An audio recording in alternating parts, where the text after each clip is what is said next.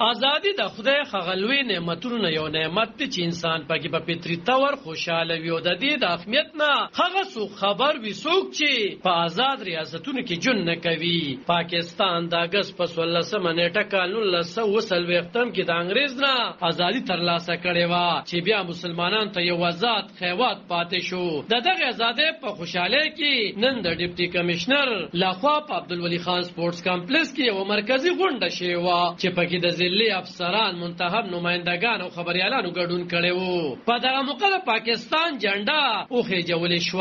ماشومانو ټیبلوز وړاندې کړل او د خیوات د آزادۍ په اهمیت تقریرونه وکړل. غونډه ته ډیپټي کمشنر عدنان فرید ویل چې ازادي د الله تعالی لوی نعمت دی او باید چې دغه نعمت قدرونه وشي او د خپل خیوات پرمختګ لپاره په شریکه خلې ځلې وکړو.